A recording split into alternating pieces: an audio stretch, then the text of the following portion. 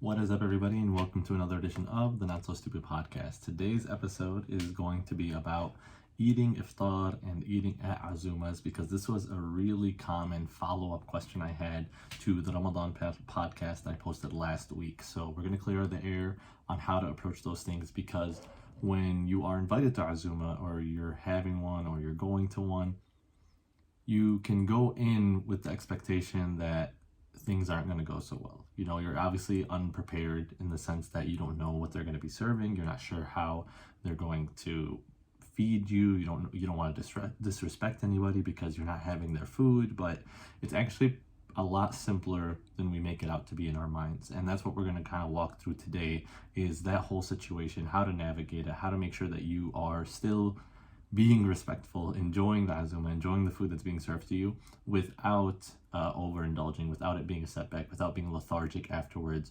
or regretting the decisions that you made.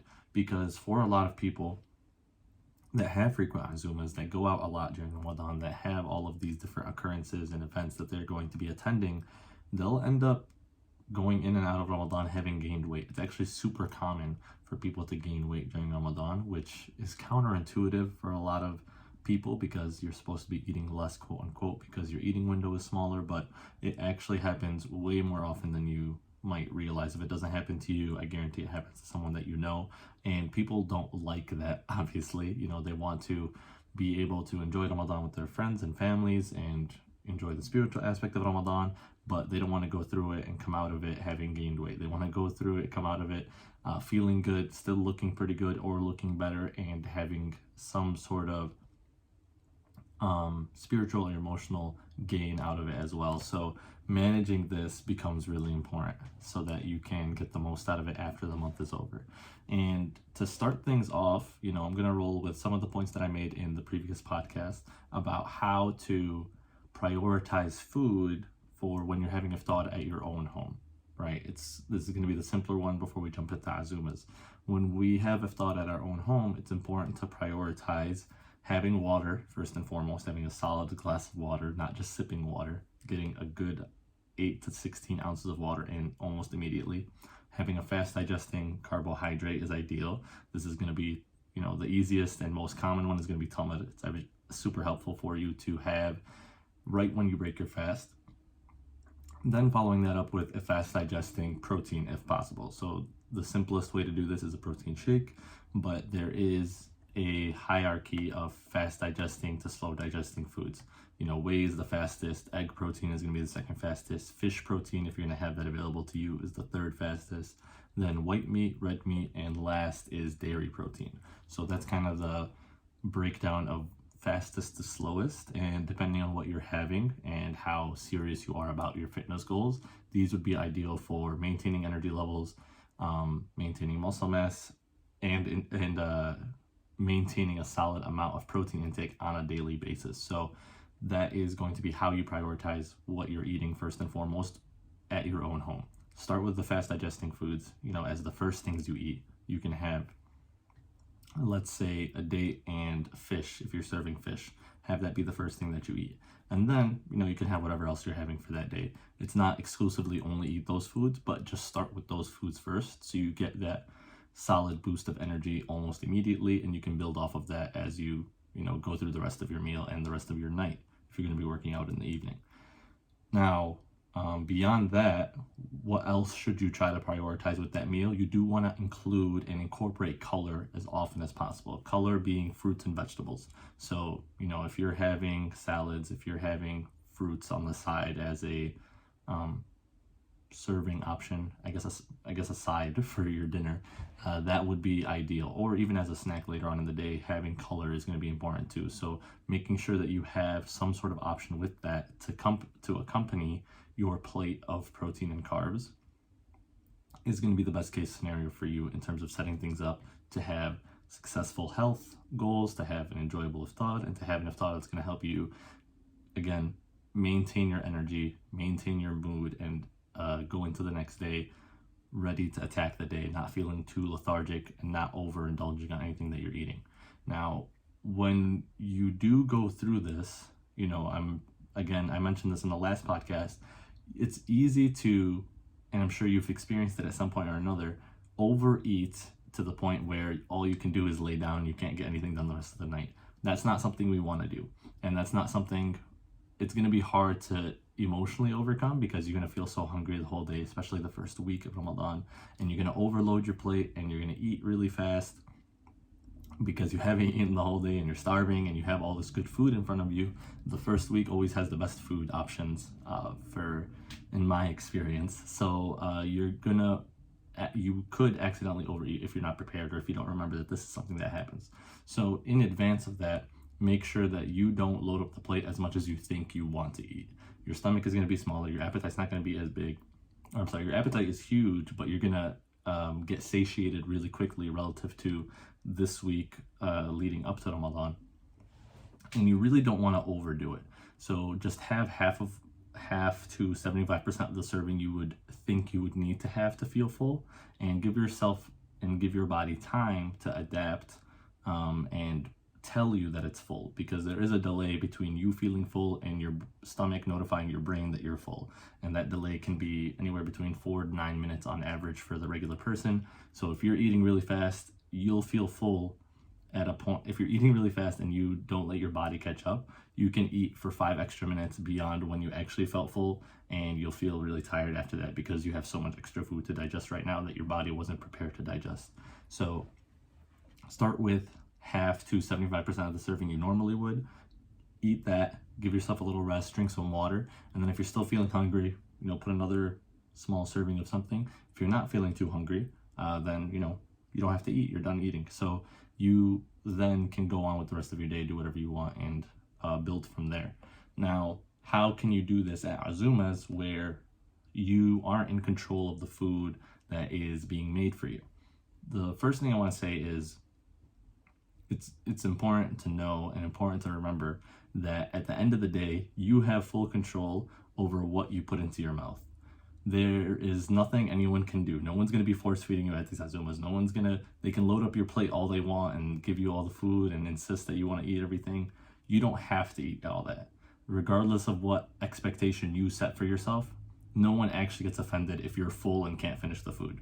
And at the end of the day, that's all you have to say to people for why you didn't eat what was plated for you. I'm just not hungry. I ate too much. I'm full. You can leave it at that. You don't have to push beyond that. You don't have to even explain yourself to anybody for how you're feeling. Just keep it simple, straightforward, and no one can get offended by that. Again, it's in your control to eat what you eat.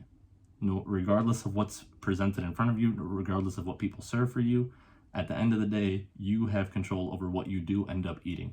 It doesn't need to be what is served for you. It doesn't need to be, or it could be what's served for you, but it doesn't need to be everything that's served for you, right? If they give you a really big plate, which is really common, people want to be really generous and feed you really well, which is obviously well-intentioned and good-hearted. But if that's something you don't want to do, mentally slice up the plate in half and have half a serving of what they're serving for you, or have even less of that if there's foods you don't really want on there. And don't feel like you're doing something wrong. Don't feel like you're guilty for it. That food is still going to be used at another time. More than likely, they'll probably send it home with you, or they'll keep it for themselves. That's usually what ends up happening. It's not like the food is going to waste, but just be comfortable with eating what is appropriate, what is an appropriate amount for you. Again, this is your food that you're eating. It's someone else's food, but this is your plate that you're eating from. And it's, again, you have full say over how much of it you eat. At the end of the day, it's not because someone served you so much and you had to eat it, otherwise it's disrespectful. That's you playing the victim card on yourself for why you ended up overeating and not feeling too good, or repeating that so many times every Ramadan that you end up gaining weight every Ramadan, and it's always a setback for your fat loss goals. That's you playing the victim card. You are in control here. You dictate how much you end up eating. You dictate which foods you choose to eat if someone else serves your food for you. And again, you also dictate how much water you're drinking to manage your appetite for that day. So, again, the same rules kind of apply. Eat the proteins first, eat the colors first, and then eat your favorite foods afterwards. So if someone serves something that you love but isn't nutritionally as great, Have some of that. Don't not have that thing. Definitely have some of that food and have it in a reasonable portion. Again, you don't want to overindulge. You don't want to eat with your eyes because you've been hungry all day. You want to find that balance between what is helpful for you, what is enjoyable for you, I should say, and what is going to still help you feel good and maintain a certain calorie intake, maintain a certain intuitive eating intake that helps you be full but not lethargic, and go on the rest of your night having a successful night, enjoying your night, going to work out, whatever you end up doing after the Azuma. But it starts with recognizing, going in with the intention that you are in control of this. This isn't something that is being forced upon you. You end up having the final say about what you actually eat. And then from there, obviously there's going to be dessert. There's always dessert. And you never want to say no to dessert. So having mentally prepared for that in advance too is going to be really important. So recognize that whatever you're eating, it's going to be this plus dessert. And then also recognizing, the famous mantra that I always love to say, enough is as good as a feast. You don't need to have more dessert to enjoy the dessert more. You can have a small serving of dessert, you can have a reasonable serving of dessert and still enjoy what you're eating. You don't need 10 qatayif to enjoy the qatayif. You can have 1-2 qatayif if you want to try one of each flavor and enjoy the qatayif just as well. And there's always the debate of cheese versus juz.